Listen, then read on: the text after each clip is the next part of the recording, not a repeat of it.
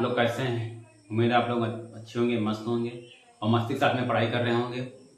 तो आज हम देखेंगे कक्षा 10 का जो हमारा सेकंड चैप्टर है बहुपद है। इससे पहले जो वास्तविक संख्याएं पहला चैप्टर था उसको हमने पूरे अच्छे तरीके से आसान भाषा में सीखा हमने। और आज हम बहुपद सीखेंगे। बहुपद में बहुपद क्या होता है, एक बहुपद का बहुपद की घात क्या होती है, सब सीखेंगे। तो यहाँ से सीखते हैं पहले बहुपद की घात क्या होती है। तो बहुपद की घात का मतलब होता है जो बहुपद दिया गया होता है उसमें जो सबसे अधिक जिसकी सबसे बड़ी घात होती है वही हमारा क्या होता है, बहुपद की घात होती है। तो यहाँ से देख सकते हैं कि बहुपद की घात, बहुपद की घात। तो बहुपद की घात का मतलब होता है अगर कोई बहुपद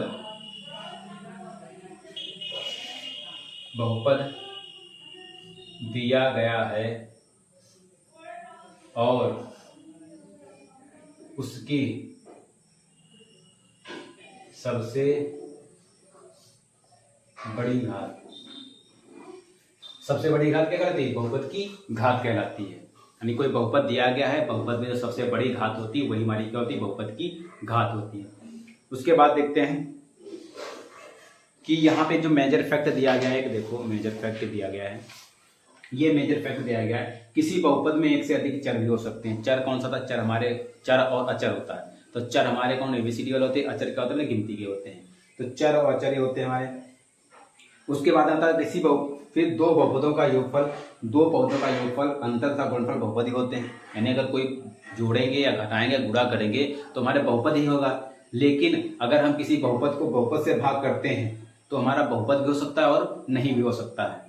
ठीक है, ये तो हमारा मेजर पॉइंट हो गया है। उसके बाद देखते हैं कि बहुपद के प्रकार क्या होते हैं। एक पदी, द्विपदी, त्रिपदी, चतुर्पदी, ये सब होता है। तो एक पदी क्या मतलब होता है, जिसमें एक पद हो। इसको लिख कर देखते हैं यहां से।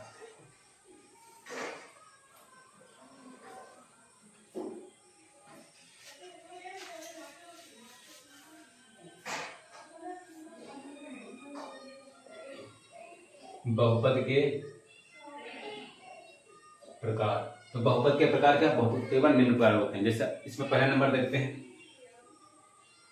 एक पदी, एक पदी बहुपद। तो एक पदी बहुपद मतलब जिसमें एक पद हो, सिर्फ कह सकते हैं जिसमें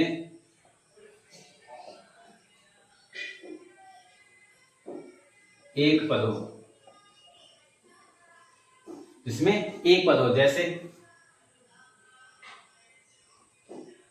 3x², सिर्फ हमारे क्या, सिर्फ एक पद होना चाहिए। तो एक पदी का मतलब होता है जिसमें सिर्फ एक पद हो। उसके बाद द्विपदी,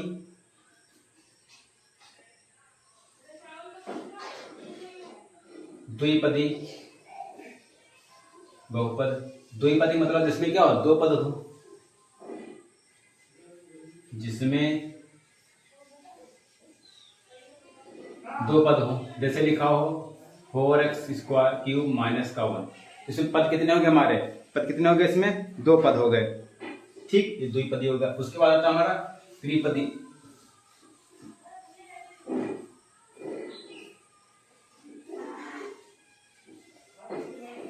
त्रिपदी बहुपद जिसमें तीन पद हो।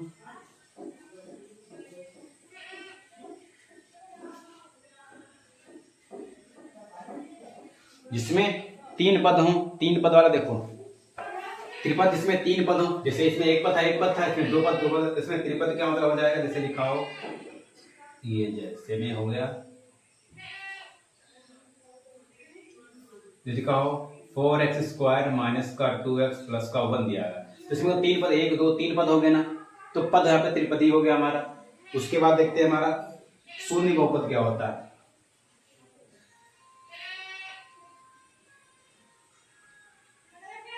शून्य बहुपद देखो, शून्य बहुपद का मतलब होता है जिसके सभी गुणांक क्या हो, शून्य हो। यानी जिसके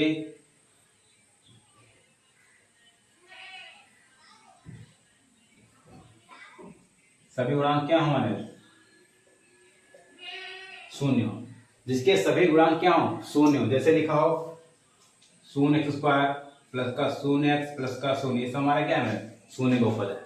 तो उम्मीद से यहाँ तक समझ में आया होगा। उसके बाद देखते हैं कि ये तो हमारे बहुपद के प्रकार हो गए कि पद के अनुसार हो गए। ये किसके अनुसार है, ये पद के अनुसार। पद के अनुसार। अब देखेंगे हम घात के अनुसार। तो घात के अनुसार बहुपद देखते हैं कि रैखिक बहुपद क्या होता है। रैखिक बहुपद का मतलब ये होता है कि जिसकी घात कितनी हो, एक हो। तो इसकी घात एक हो, जिसकी घात एक हो, यानी जो बहुपद दिया गया है जिसकी घात कितनी हो, एक होनी चाहिए। तो बहुपद ऐसे हम मान लेते हैं, देखते हैं जैसे इस तरीके से जो दिया गया है, बस यही समझा रहे हैं। अभी आप भी इसको पढ़ सकते हैं और इसमें जो ज्यादा भाषा दी गई है उसको हटा दे रहे हैं। सिर्फ हम मेन आपको पॉइंट बता रहे हैं। तो जैसे ये रैखिक बहुपद दिया गया तो इसकी घात कितनी, सिर्फ एक होना चाहिए। घात अगर एक है तो हमारा क्या होगा, रैखिक बहुपद है। जैसे इसका एग्जाम्पल लेंगे तो क्या आ जाएगा हमारा, x माइनस का 5। इसी का एग्जाम्पल हमने ले लिया, ये x प्लस 5 है, हमने x प्लस माइनस 5 ले लिया। उसके बाद द्विघात बहुपद, द्विघात बहुपद जिसकी घात कितनी होनी चाहिए, जिसकी घात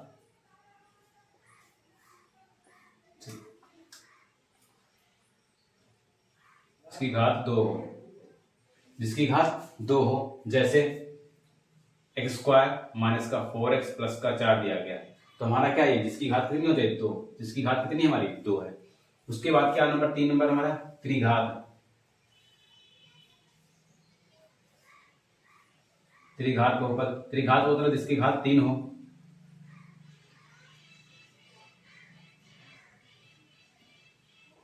जिसकी घात 3 हो। तो यहां से 3 का मतलब कैसे लिखते हैं, 2x पावर 3 माइनस का 4x स्क्वायर प्लस का 4x माइनस का 6। ये हमारा एग्जाम्पल हो गया इसका, ये त्रिघात का हो गया। उसके बाद देखते हैं चतुर्थ घात बहुपद, चतुर्थ घात बहुपद।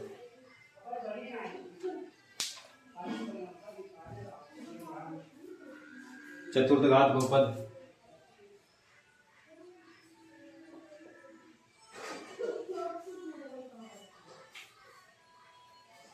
चतुर्थ घात बहुपद जिसकी घात कितनी होती है, जिसकी घात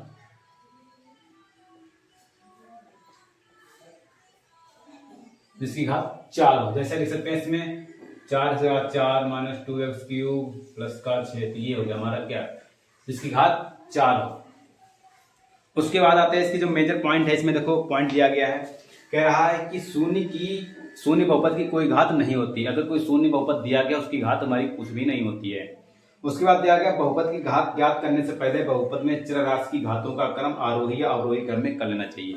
जैसे कोई अगर हमें जैसे दिया गया, जैसे लिखाओ 4 से 4 माइनस 2x 2 प्लस का 4x घात 5 माइनस का 6x प्लस का 7 दिया गया। अब इसको जब हल करेंगे, हल करने से करेंगे तो सबसे पहले घातों को अवरोही या आरोही क्रम में लिखते हैं। तो आरोही क्रम में लिखते हैं 4x घात 5 प्लस का 4x घात 4 माइनस का 2x घात 2 और प्लस 6x प्लस का 7।